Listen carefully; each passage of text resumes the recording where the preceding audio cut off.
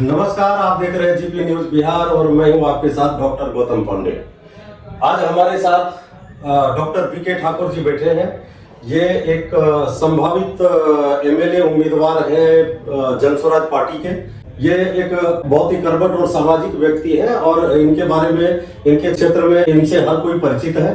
तो आज हम इनसे जानेंगे कि पार्टी की क्या विचारधारा है और ये क्या सोचते हैं आगामी चुनाव को लेके, और कुछ राजनीति की बातें और भी करेंगे हम। तो आइए सबसे पहले मिलते हैं डॉक्टर ठाकुर से। डॉक्टर ठाकुर, आपका जीपी न्यूज बिहार पर स्वागत है। जी प्रणाम। जैसा कि आप जानते हैं कि 2025 में इलेक्शन होने वाला है बिहार में, तो हम ये सबसे पहले जानना चाहेंगे कि नई पार्टी होने के नाते आपकी और आपकी पार्टी की क्या विचारधारा है। देखिए, पार्टी नई है वो तो अलग बात है। ये विचारधारा जो है वो मजबूत है, सोच मजबूत है, इरादा सही है। सबसे पहले अभी हमारे प्रदेश से जो है पलायन की जो स्थिति है उसके बारे में जो है, ये स्थिति है जो अगर आप गौर करके जो है गांव में घूमेंगे तो बहुत हद तक आपको केवल महिलाएं ही मिलेंगी, पुरुष नहीं के बराबर गांव में रह पाते हैं। मजबूरी ये है जो पेट का सवाल है, और बिहार में ऐसा कुछ दिखता नहीं है जो वो पेट अपना भर सके, जिसके चलते जो है वो दूसरे राज्य की ओर पलायन कर रहे हैं। ठीक है, मेरा अगला सवाल हालांकि यही होने वाला था कि आपका मुख्य मुद्दा क्या है चुनाव का, जिसका जवाब आपने दे दिया है। तो आप अब सवाल ये पैदा होता है कि जो नई पार्टी के रूप में, क्योंकि आप देख रहे हैं बिहार में कई पार्टियां हैं, एनडीए अलग से है, फिर इंडी गठबंधन भी है जिसमें जेडीयू वगैरह सारे आ जाते हैं, और निर्दलीय उम्मीदवार भी है, जैसे पप्पू यादव जी हैं, उनका भी काफी अच्छा स्टैंड है पूर्णिया में, काफी सपोर्ट है उनको पूर्णिया से।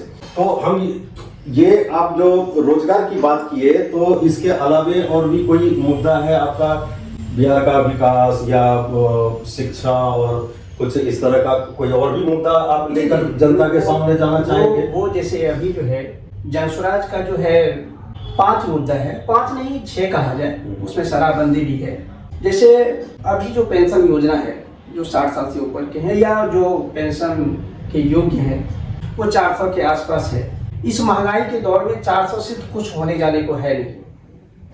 तो अगर हमारी पार्टी की सरकार बनती है तो वो पेंशन योजना जो है 2000 के पास होंगे।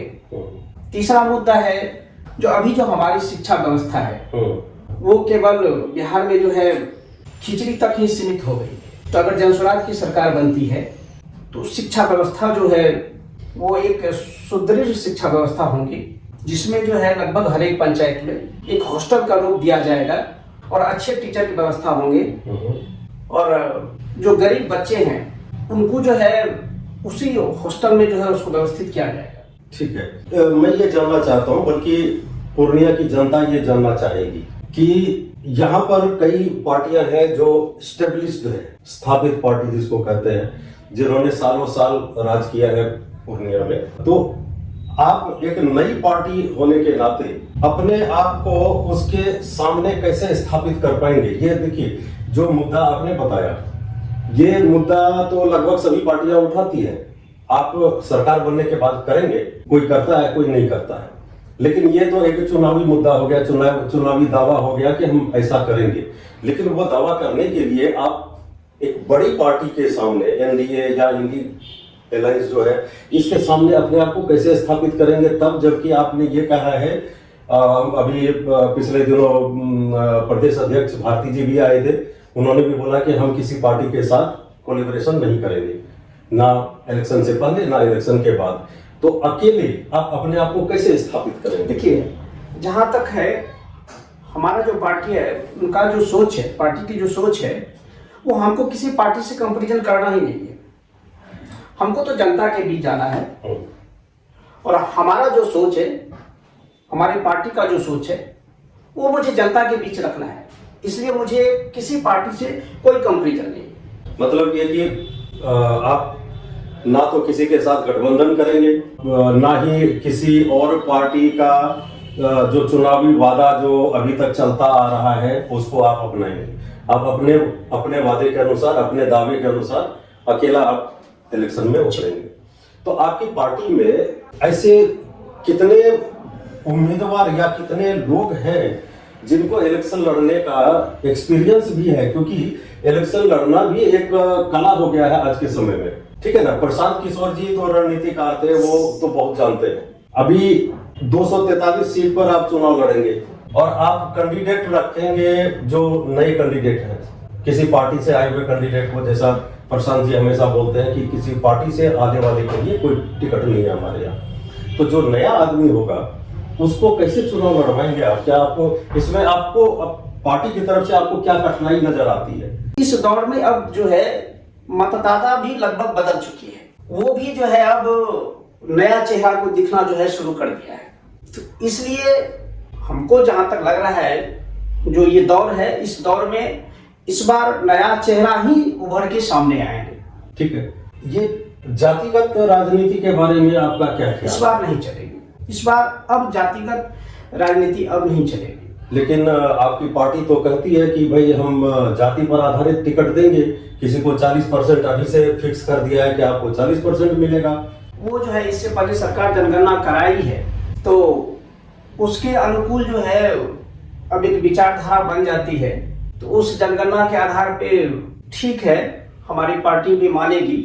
लेकिन पब्लिकली जो सोच है, अब मुझे नहीं लगता है जो जाति से वोट होगी। नहीं, जाति से वोट तो अभी भी नहीं करते हैं लोग, अभी भी पब्लिक चेंज हो गई है, इसमें कोई शक नहीं। वो मुद्दा देखती है, विकास का मुद्दा या पिछले कार्यकाल में किया गया काम जो है उसको देख के पार्टी वोट डालती है। लेकिन जब ये सवाल होता है जिसकी जितनी जनसंख्या उस हिसाब से उसको उसका हिस्सा मिलेगा, तो ये तो खुलेआम जातिगत हो गया। अगर जातिगत खुलेआम हो गया तो फिर दूसरी पार्टी और आपकी पार्टी में क्या अंतर है? अंतर अब जैसे हमारा जो पार्टी है उसमें जो है हर एक जाति, चाहे कोई भी जाति, सब में पढ़े लिखे हैं, सब में क्वालिटी है।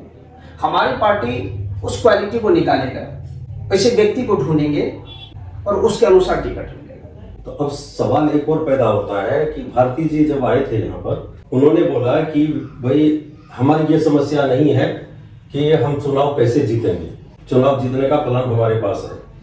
सबसे बड़ी समस्या ये है कि मानसिक रूप से जो भ्रष्ट नहीं हो, ऐसा 243 कैंडिडेट कहां से मिलेगा?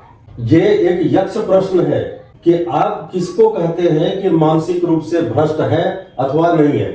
और अगर आप ऐसा कैंडिडेट ढूंढते हैं तो क्या आपको लगता है कि बिहार में 243 ऐसे कैंडिडेट आपको मिल जाएंगे जो अपना पैसा लगाकर वोट इलेक्शन लड़े? क्योंकि भारती जी के अनुसार ही इलेक्शन लड़ने में 8 से 10 करोड़ रुपया लगते हैं। तो जो आदमी ईमानदार है आज के समय में, जो आदमी पूर्ण रूप से ईमानदार है, शारीरिक और मानसिक दोनों रूप से, कर्म से भी, कर्मणा और वाचा से अगर ईमानदार है, तो उसके पास इतने पैसे नहीं होंगे। तो फिर आप उसको चुनाव कैसे लड़ाएंगे? कहां से लाएंगे इतना फंड? देखिए, वो आप जो बोल रहे हैं वो सही है, लेकिन अब का जो स्थिति बन रही है उस स्थिति में अब जो है मतदाता लगभग जो है जागरूक हो चुकी है। और हमको लगता है चुनाव के समय जो पैसे का निर्धारण होता है, जो आपका ये मैक्सिमम है, आप उसी पे जो है उतना भी आप चुनाव लड़ सकते हैं। तो अभी के समय में अब धीरे धीरे मतदाता जाग चुकी है और कैंडिडेट अगर अच्छे होंगे तो हमको लगता है वो जो राशि जो निर्धारित होगी उसके अंदर में ही चुनाव लड़ा जा सकता है। मुझे तो नहीं लगता कि ये संभव है, क्योंकि 70-75 लाख रुपये मेरे ख्याल से एक एमएलए के लिए अलाउ होता है। क्योंकि पिछले इलेक्शन में हमने सुना था कि एमपी के लिए शायद 95 लाख रुपये तक का परमिशन मिला है चुनाव आयोग की तरफ से। तो ये 70-75 लाख रुपये होगा, तो 75 लाख में चुनाव होता नहीं है। दूसरा क्या हुआ कि आपके सचिव है यहाँ के पूर्णिया के, उन्होंने बोला कि भाई प्रशांत जी का ये प्लान है कि इलेक्शन से पहले 2 करोड़ सदस्य बनाएंगे और हर एक से 100 रुपये हम लेंगे और उससे हम इलेक्शन लड़ेंगे। तो इसमें बनते हैं 200 करोड़ रुपये। 200 करोड़ रुपये को अगर 243 से डिवाइड करते हैं तो 83 साढ़े 83 लाख रुपये पर कैंडिडेट पड़ता है। तो 83 लाख में कौन कैंडिडेट इलेक्शन लड़ेगा, ये भी एक बहुत बड़ी समस्या है। तो इसके बारे में कुछ कहेंगे आप? मतदाता से ही जो है ना वोट के बदले पैसा लिया जाएगा। तो मतदाता तो दे रही है 100 रुपया, जी। तो 200 करोड़ बनेगा टोटल। बने तो 200 करोड़ और डिवाइडेड बाय 243, वो 83 लाख 84 लाख रुपये पड़ता है। और जो कमी होगी ना, हाँ। वो तो जो है पार्टी मांगी 100 रुपया। हाँ, अच्छा, कैंडिडेट भी मांगे। उसके बाद जो है फिर कैंडिडेट भी जो है वही मतदाता से आग्रह करेंगे, हाँ। जो कमी है वो आप इतना जो है हमको इतना परसेंटेज मिला के एवरेज निकाला जाएगा और उस आधार से जो है वहीं से कलेक्शन कर लिया जाएगा। ये भी बात, चलिए ठीक है, आपका कहना बिल्कुल ठीक है। अब समस्या फिर वही आ जाती है कि जब आप कैंडिडेट वोटर से ही आप पैसा लेंगे तो आप उसको कैसे भरोसा दिलाएंगे कि मैं जीत कर ही आऊंगा। इस बात का भरोसा आप कैसे दिलाएंगे? तभी तो कोई वोटर पैसा देगा। वही तो वोट के बदले यानी आप ही का वोट आप ही से पैसा लेंगे। अच्छा, और उसके बदले में 100% ईमानदारी देंगे। वो जो पैसा होगा वही आपका गारंटर होगा। अगले 10 साल में आप अपनी पार्टी को कहाँ देखते हैं बिहार में? 1 नंबर की पार्टी। 1 नंबर की पार्टी होगी, यकीन है पूरा आपको? देखिए, दिख तो रहा है। ठीक है, मान लीजिए एक बात, अब ये पर्सनल बात पूछ रहा हूँ आपसे। मान लीजिए कि चुनाव होता है और चुनाव में आपकी पार्टी चाहे जिस भी स्थिति में हो, या तो आपकी पार्टी हार जाती है या आप हार जाते हैं। भगवान ना करे, मेरी दुआ आपके साथ में है। एक सवाल है, बस पूछ रहा हूँ आपसे, अगर ऐसा होता है तो फिर राजनीति में क्या आप तब भी जमे रहेंगे या आप राजनीति छोड़ देंगे? निरंतर सेवा चलेगा। निरंतर सेवा चलेगी। आपकी क्या अभी तक में ये स्थिति है, पार्टी की तरफ से कुछ आपको ऐसा आभास हुआ है कि आप दमदार से कैंडिडेट होंगे ही होंगे? क्योंकि प्रशांत जी तो जल्दी डिस्क्लोज करते नहीं है किसी बात को। देखिए, मेरे नजर में टिकट कोई मुद्दा नहीं बनता है। एज ए डॉक्टर तो शुरू से मैं सेवा करते आ रहा हूँ, सेवा करता रहूंगा। सही, टिकट अपनी जगह पे। टिकट अपने जगह। बहुत बहुत धन्यवाद आपका, आपने समय दिया और मेरी शुभकामनाएं आपके साथ और आपकी पार्टी के साथ में है।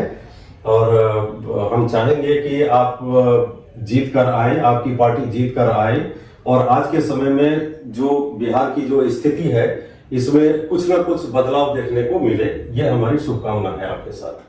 बहुत बहुत धन्यवाद आपका। आप अपना शुभ नाम बताइएगा। डॉक्टर संजीव कुमार झा। डॉक्टर संजीव कुमार झा, आप भी पेशे से डॉक्टर हैं? नहीं, मैं पीएचडी डिग्री हूँ। आप जनसुराज में आपका क्या स्थान है? जनसुराज में कोई स्थान नहीं है, बस इनको देख रहे हैं, इस पार्टी का आकलन कर रहे हैं, वॉच कर रहे हैं। अभी से हमारी कोई लगाव नहीं है, मतलब दूर से एक पढ़े लिखे होने के नाते एक नई पार्टी है, तो अभी इस पर वेट एंड वॉच है। अच्छा, तो आपको क्या लगता है एज ए आम पब्लिक, आपको क्या लगता है जनस्वराज के भविष्य के बारे में? अब यही देख रहे हैं कि एक शुरू से रणनीतिकार लोग रहे हैं प्रशांत जी, तो इनकी रणनीति बिहार में कितना सफल होता है, इस चीज के लिए इनका देख रहे हैं, इनकी वेट एंड वॉच की नीति में बैठे हुए हैं। तो आपको इनके द्वारा किया गया दावा और जो मुद्दा है वो आपको लगता है कि बिहार के लिए ठीक है? वो कठिन तो है लेकिन बहुत कठिन भी नहीं है, नामुमकिन नहीं है। नामुमकिन नहीं है। जिस तरह का इनका चलने का तरीका है, जिस तरह की इनकी सोच है, आने वाले समय में लगता है कि ये अच्छा करेंगे बिहार में। युवा जो हैं हमारे राज्य के, उस सब का रुझान इनके तरफ धीरे धीरे बढ़ता जा रहा है। लोगों को लग रहा है कि कुछ नया करेंगे। बहुत तरह का आरोप प्रत्यारोप तो इन पर लगता है कि बीजेपी के बी टीम है, आरजेडी के बी टीम है, लेकिन जिस तरह से इनके अध्यक्ष जी का उस दिन भाषण सुना हमने, उसमें इन्होंने बताया जो 243 सीट में ये मुख्य मुद्दा नहीं है कि कैसे 243 सीट पर लड़ा जाए। जो अभी थोड़ा देर पहले आपने कहा कि जो जीरो भ्रष्टाचार वाले लोग हैं वैसे लोगों को खोजना एक कठिन चुनौती है। तो उनका ये बात हमको बहुत अच्छा लगा। तो हमको लगता है कि अगर इस तरह की सोच पर वो हैं तो जो भी लोग आएंगे उस जगह पर जीत करके तो निश्चित तौर पर भ्रष्टाचार को स्थान नहीं देंगे। और जब भी भ्रष्टाचार नहीं होगा तो वो राज्य को आगे बढ़ने से कोई रोक नहीं सकता। स्टूडेंट के समर्थन में इन्होंने खड़ा होकर के जन आंदोलन चलाया है जो वर्षों से होता आया है। आज 1990 के दशक से आज तक यही क्वेश्चन आउट, यही सिलसिलेवार जो भ्रष्टाचार बना हुआ है, एक विद्यार्थी और उसका परिवार जो कि अपना जीवन पर्यंत सारा पैसा उस बच्चे को पढ़ाने में लगा देता है, इससे एक बहुत बड़ी उम्मीद रखता है, और वो क्वेश्चन जब आउट होता है तो उस बच्चे और उसके परिवार पर क्या गुजरती है, शायद अभी के सरकार को या पूर्व के सरकार को ये ज्ञान नहीं है, यह आभास नहीं है कि उनकी जिंदगी कितना नरक होता है और वो अपना जीवन कैसे सर्वाइव करता है। ये ज्ञान होनी चाहिए, चाहे पूर्ववर्ती सरकार हो या वर्तमान सरकार। बहुत बहुत धन्यवाद आपका भी, आप दोनों का बहुत बहुत धन्यवाद। हमारी शुभकामनाएं आप लोगों के साथ में है। Thank you. अभी आपने देखा डॉक्टर बीके ठाकुर ने मेरे हर एक सवाल का सही और सटीक जवाब दिया है। अब मैं आपके ऊपर छोड़ता हूं कि क्या पार्टी के अनुसार 243 ईमानदार कैंडिडेट मिल जाएंगे जनसुराज को, और क्या अगर जनसुराज जीत जाती है तो जितना दावा कर रही है कि हम भ्रष्टाचार मिटा देंगे यहाँ से और शिक्षा को हम नंबर 1 पर ले जाएंगे, क्या जनसुराज ऐसा कर पाएगी? आप अपने कमेंट हमें जरूर भेजिए। आपका बहुत बहुत धन्यवाद। आपका दिन शुभ हो। Thank you sir. To protect your city from noise pollution, stop honking. For your children, save water, save life.